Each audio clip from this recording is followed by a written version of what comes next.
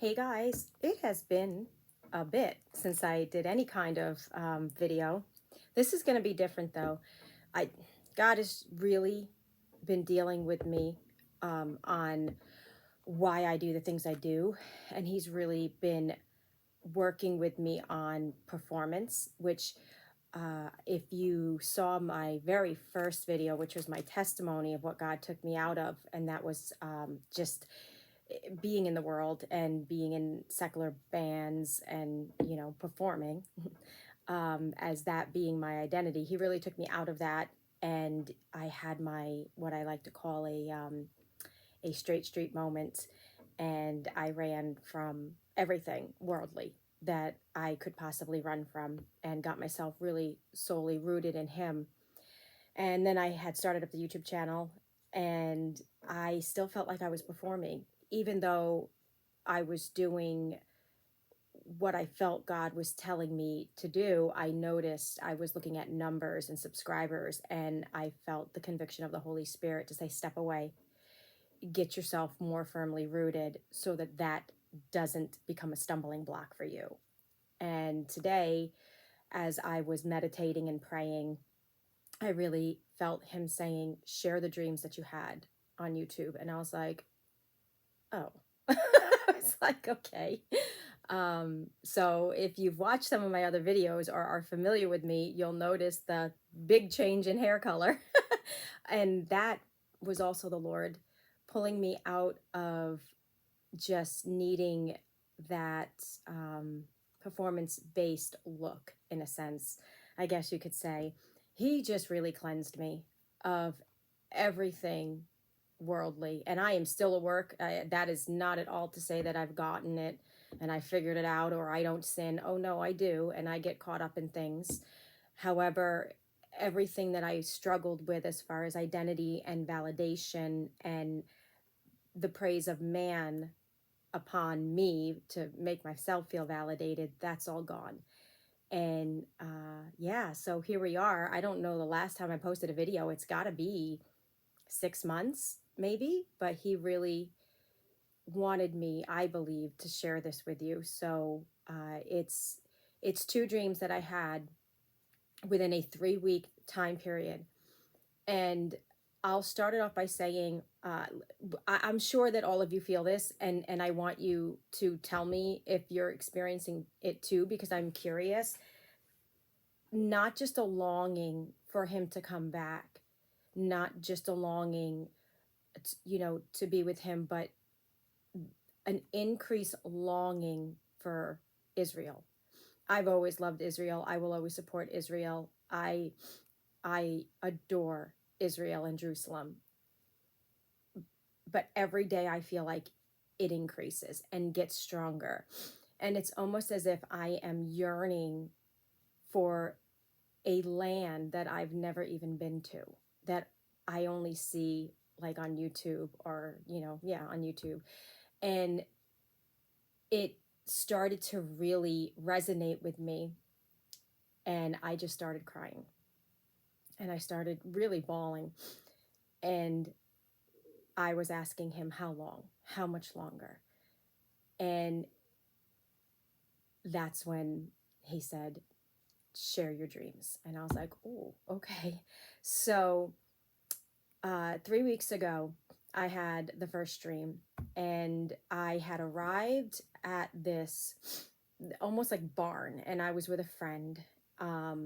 And the dream actually had a dual meaning. There was part of the dream that was just like a warning from my friend, and then another part that was for what God was showing me. So I'm not going to so much focus on the friend part of it, because that was personal for her. So I arrived at this barn-like structure. I mean, it was a barn. And I got out of the car and I went into the barn, and I went up to the loft, and I was in the loft, and I was looking like through, there was like a window looking down, it's a loft, so you can see down into the bottom part of the barn. And I was looking, and I saw a vineyard. And there was vineyards like up within the loft of the barn as well. and there were a bunch of grapes. And on the right side of me, there were red, plump, juicy, very ripe grapes, like beautiful in appearance. And then on the left side of me, there were green grapes. But when I looked at these grapes were bruised in the center and almost had like they had been poked because all the juice was out of them. They were squished. And I could see the bruising in the center of it where whatever poked them, poked them. And I was like, oh, those are pretty nasty. And so then I looked back at the red grapes, and I can't remember if I ate one, to be honest with you, or if I just contemplating eating it. But I remember that was a thought in the dream. I don't really think I ate one, but I believe that was like, I just noticed that they were beautiful and they looked really good. So after that happened, I looked down and I saw a bunch of workers like in the vineyard, and there was this one gentleman there, and he looked up at me and he said, come, come. And I jumped down, and it was almost as if when I jumped down, I felt like he was reaching up for me at the same time. So it was almost as if I was like gathered by the way that he did it. But it was 3 weeks ago, so I can't remember for sure, but I remember jumping down from this loft area, and I followed him, and there were all these workers at the bottom tending to the grapevines and the vineyard. So I followed him out, and there were a bunch of other people following with him. And we got out into the back of the barn, and there was this one, like there was just this area where everybody was gathered around, and we were waiting. It was not that we were waiting, but I was waiting for the arrival. Get this. Oh my gosh. I love how God does things in dreams. I was waiting for the arrival of my first husband. I was married twice. And so, but in the dream, it was my first husband. And I was waiting for him to show up, and we were all waiting, and it was strange. And I didn't see the person show up, but I was waiting for him, and that was it. I woke up, and that was the dream. And I didn't, I kind of understood grapes and, a vineyard and everything like that. But I started researching some of the symbolism of what could these grapes mean? Why was one set of grapes bruised, and why were the other ones like beautiful and perfect? And I was led to Revelation. And I do want to say, as I had this dream, prior to that, I was praying a lot about the catching away, as spoken of in Thessalonians, the rapture, as we call it. But I was praying a lot about that. And then I had this dream. So in Revelation 14, it talks about the reapers. And these are my reading glasses, so I should be okay. It says here, let's see if I can just find it. Okay. Then I looked, and behold, a white cloud, and sitting on the cloud was one like a son of man, having a golden crown on his head and a sharp sickle in his hand. And another angel came out from the temple, crying out with a loud voice to him who sat on the cloud, put in your sickle and reap, for the hour to reap has come, because the harvest of the earth is ripe. Then he who sat on the cloud swung his sickle over the earth, and the earth was reaped. And another angel came out of the temple, which is in heaven, and he also had a sharp sickle. Then another angel, the one who has power over fire, came out from the altar, and he called with a loud voice to him who had the sharp sickle, saying, put in your sharp sickle and gather the clusters from the vine of the earth, because the grapes are ripe. I was like bawling my eyes out when I read this. So the angel swung his sickle to the earth and gathered the clusters from the vine of the earth and threw them into the great winepress of the wrath of God. And the winepress was trodden outside the city, and blood came out from the winepress up to the horses' bridles for a distance of 200 miles. So there's no way that dream I had, not knowing this chapter in Revelation, was not God showing me this chapter. we are so close. And the fact that I was looking at two sets of grapes, I was looking at luscious, beautiful grapes that clearly were edible and had grown, and the vineyard produced on the right hand side fruit that was, you know, edible. And then on the left side, there were grapes that were pierced through with a sickle. And that's why they were bruised. And like the juice was out of them because they were trodden down. And I believe when the man in the dream, who I actually do believe was possibly an angel, a symbolism of an angel, said, come, come, almost as if there was a gathering, you know. Granted, I jumped down, I didn't go up, but still I was ushered to see my bridegroom, my first love. And that's why the Lord had used the symbolism of my first husband to show me my first love and the bridegroom, you know, my husband, who was Jesus. So there was that. And I have not been able to get that dream out of my mind since I had it 3 weeks ago. And then the second dream I had 2 nights ago. I don't know if this was a dream, if this really happened. I'm starting to think maybe it was a dream, but when it happened for the past, up until really today, I've been thinking it was real, but I don't know. I don't know if it was real. I don't know if I was dreaming or if it was a vision. I would tend to say it wasn't a vision, because I was sleeping. So it was either a dream or it really did happen. So I was going to sleep, and as I was falling asleep, I heard somebody call my name. It sounded like my mother. Now, my mother does live with me. I'm her caregiver. However, right now she is in the hospital, and she's okay. But she's in the hospital, so she's not here. So she wasn't calling my name. So I heard that, and I just kind of was like, all right, whatever. You know, I didn't think of it. I didn't think anything of it. I just kind of went off to sleep. And then hours later, I wake up to somebody knocking on my bedroom door. Nobody was here. Nobody was here. My children were not here. My mother is not here. And I heard the knock like that. And it was loud. And I was startled in a sense because I was like, who the heck is knocking on my door? There's nobody here. And I was facing the window. I was laying on my stomach. And I was facing the window, so the door's over here, the window's over here, and I quickly, I shot my head up and I looked like that at the door because I'm like, what is going on? There's nobody here. Who's knocking on my bedroom door? And I waited a second, and I was like, okay. And then I went, is somebody knocking? And there was no answer, thank God, in a sense. And then I just remember I went back to sleep, and that was it. And then the next morning, I was like, what was that? I was like, is that a dream?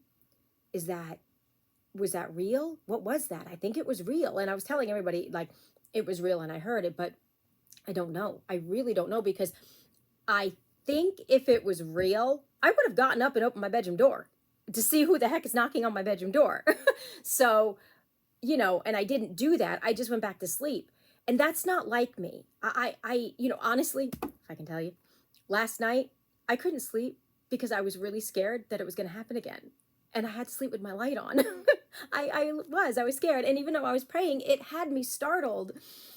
And then I thought to myself this morning, I'm like, if I was so scared to go to sleep last night because of what happened 2 nights ago, then it couldn't have really happened. It must have been a dream, because I believe I would have had the same reaction. So that led me to Revelation 3.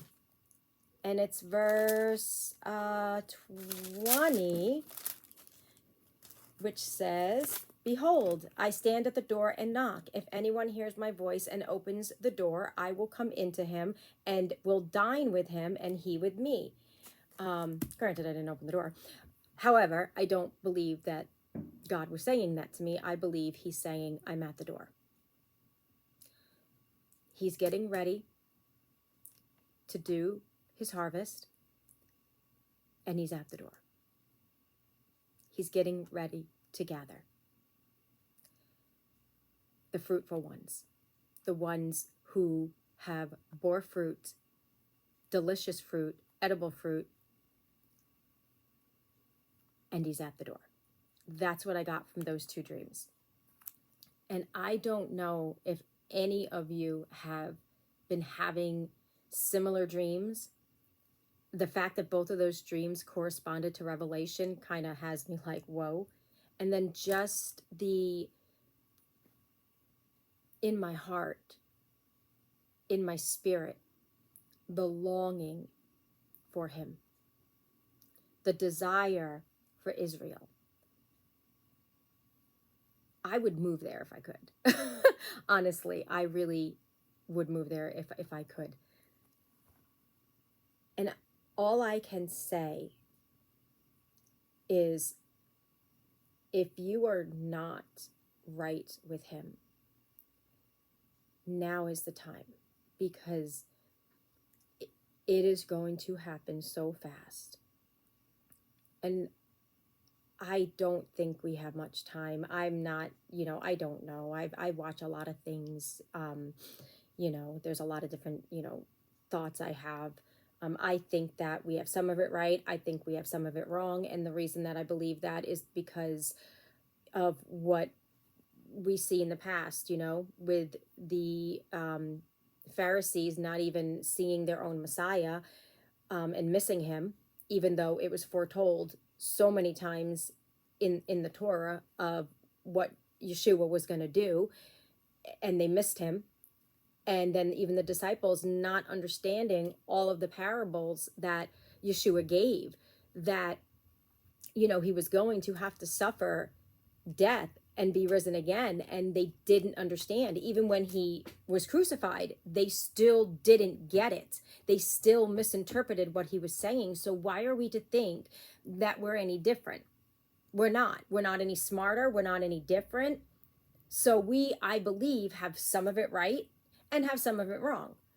And that's why we have to be very careful at holding to certain timelines and, just various teachings, because we could be wrong. And I think we have to use wisdom and just trust, make sure our lamps are full, make sure that we're right with God, make sure that we're imitators of Yeshua, that we're following him, and that we're leading others, truly.